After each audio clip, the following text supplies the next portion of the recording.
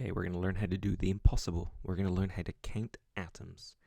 And so atoms are these incredibly tiny particles, right, that make up all of matter. And you might think an atom is too small to weigh, but you would be, well, sort of wrong, actually. Individual atoms are extremely hard to weigh, but we have figured out ways to do it, no pun intended. In fact, if you look at the periodic table and you want to learn how to count any kind of atom, all you need to do is to find the element on the periodic table. So if you're interested in carbon, you would look for C, and you would see two numbers above and below, and I'm going to teach you what those two numbers mean. And I think we've already talked about the numbers above and below, actually, so this is sort of a recap. The number above is the atomic number, and that is the number of protons in the nucleus of each atom. And that's also the number of electrons for the neutral atoms. And the number below is actually the atomic mass, or the atomic weight, or the relative atomic mass, or whatever you want to call it. And it is the average mass of all the isotopes. And so remember that some atoms can have different numbers of neutrons. And although chemically they're pretty much identical, the fact is they have a slightly different mass. And that 12.01 actually is the average of sort of 98%, 98.9% carbon-12, and about 1.1% carbon-13. And that gives you 12.01. But it also gives us a way to count, believe it or not, because it turns out that on average, one atom of carbon weighs 12.01 AMU, or just U for short.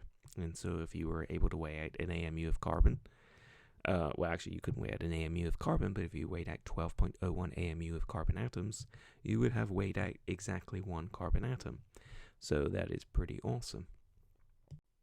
And we can figure out how much any atom weighs. So, for instance, if we go to our friend chlorine, and above chlorine, I believe we see a 17, and below it, we see the important number here, 35.45. And so what that means is that if we want to have one atom of chlorine, on average, it's going to weigh 35.45 atomic mass units, or just U for short. And so that gives us a way to count by weighing. And we often count very small things by weighing. So, for instance, if you have a 1 cent piece and you take it to the bank, right, they might be able to count 1 or 2 or 3 pennies. But if you've got 25 1 cent pieces, right, you would probably wrap it up in a roll, and you would go ahead and you would weigh the roll in the bank, and the bank knows how heavy 25 pennies weigh. And so, of course, counting by counting is for, well, people who have way too much time, let's put it that way. Most people practice counting by weighing. So let's learn how we can count atoms by weighing. So going back to our chlorine again, so we know that, one atom of chlorine weighs 35.45 atomic mass units of chlorine. And it turns out that there is another really cool connection with this number, and let me tell you what it is. And it turns out if you take that number of grams and you weigh out 35.45 grams of chlorine, you have actually weighed out 6.022 times 10 to the 23 atoms of chlorine. So, wow, okay, that's kind of a very large number, right? 6.022 times 10 to the 23. And it is a massive number. Let me give you an example of how massive that may be. So this is a figure right out of our textbook. So this is 6.02 times 10 to the 23. And wow, okay, so here we are in the fifth zero here. So this is your average tuition. So about $8,000 or $9,000 a year for Shawnee State. The population of Earth is in the trillions. Is it? No, it's not. It's in the billions. And so we would go out here. The distance from the Earth to the Sun is about here. So the age of the Earth in seconds. And very, very roughly, I always like to think that this number is approximately the number of stars in the entire universe. So that's pretty cool. And you might think, wow, there's a lot of stars in the universe. But you would be right. But in chemistry, we are used to numbers that massive. So for instance, if I had my nice cup of tea, and here is a very delightful looking cup of tea with some tasty biscuits or cookies on the side, and if I count the number of atoms in my cup of tea, there are on the order of about 6 times 10 to the 23 atoms in there. So that's pretty amazing. There's the same number of atoms in my cup of tea as there are stars in the entire universe. So that is a massive number. You might be interested to know that if we go back to, say, our carbon example, and we had that number on the bottom, which we said is the number of atomic mass units that a single atom of carbon weighs. And then if we weigh out that same number in grams, 12.01 grams of carbon, then we have 6.022 times 10 to the 23 atoms of carbon. So, wow, that's that same number again. So whenever we weigh out this number underneath in grams, then we have weighed out 6 times 10 to the 23 atoms of carbon. Just to give you an example, if you counted carbon atoms about 1,000 a second, you would be dead before you could get up to a number this big. You might say, well, it's okay, I'll have kids, and I'll tell my kids to count 1,000 atoms a second for the rest of their life, because they're going to be stuck indoors for the rest of their life if COVID-19 continues, and they would be dead long before they would finish the counting of atoms in your cup of tea. So we have that mind-bogglingly huge number that is actually quite easy to weigh out, because 12 grams of carbon can be weighed out in about 20 seconds or so if you're a little bit sloppy, and you've essentially counted a number that is equivalent to the number of the number of stars in the entire universe. Wow. And perhaps you're wondering, is it a coincidence? And it turns out, no, it is not. In fact, if you look at that number under lithium, then what that means is if you weigh out 6.941 grams of lithium, you have weighed out exactly that number, 6.022 times 10 to the 23 atoms of lithium. So that's pretty cool. And if you take something like zinc, there we go. So zinc has 65.39 written underneath of it.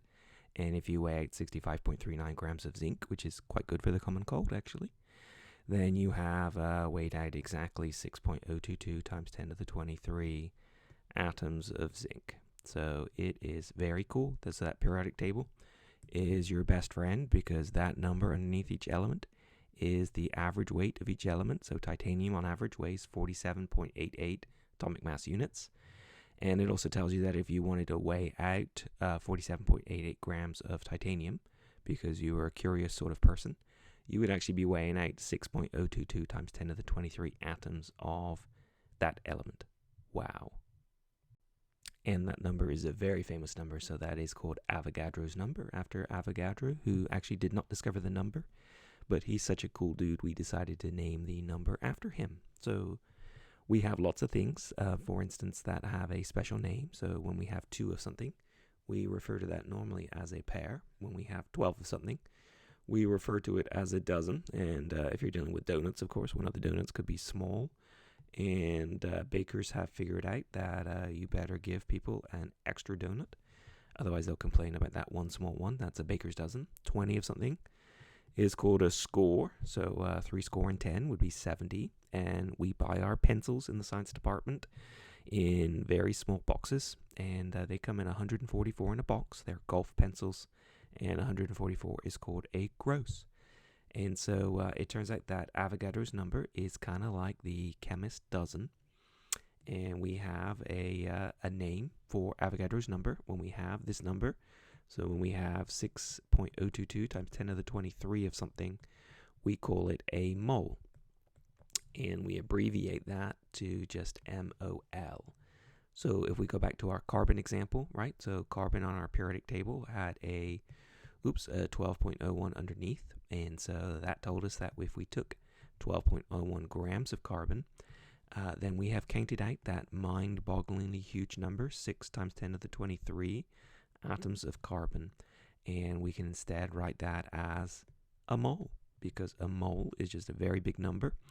In fact, the number is so large, it scares most people, so we prefer to call it moles, because moles are cute and cuddly, as opposed to 6 times 10 to the 23.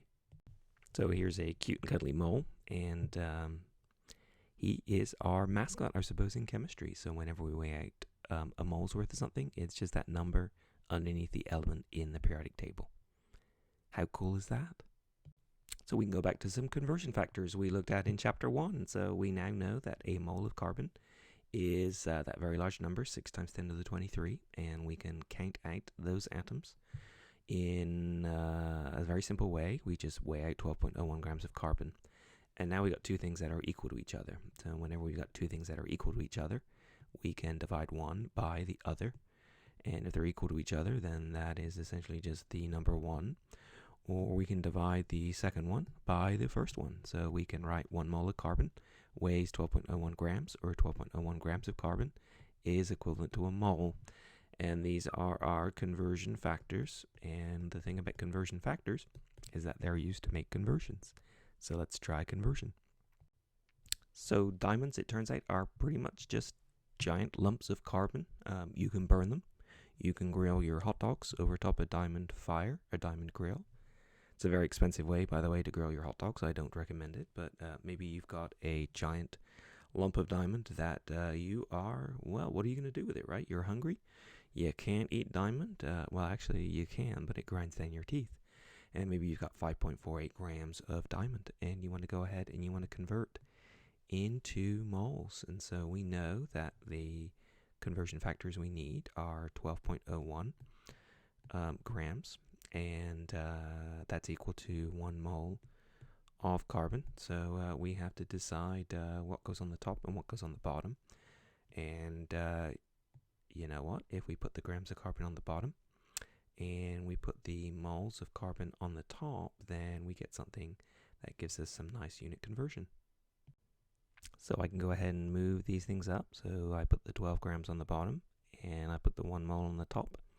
And of course that gives us our unit cancellation. So those grams and those grams go the way of the dodo, and we're left with moles. And so we can go ahead and we can work this out.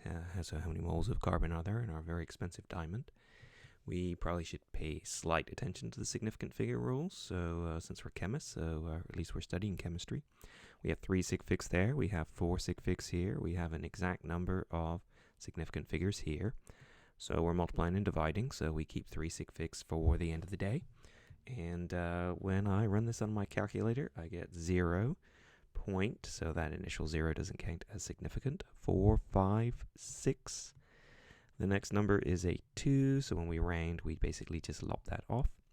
And oopsie, right, I'm supposed to write units next to that, so that would be moles of carbon.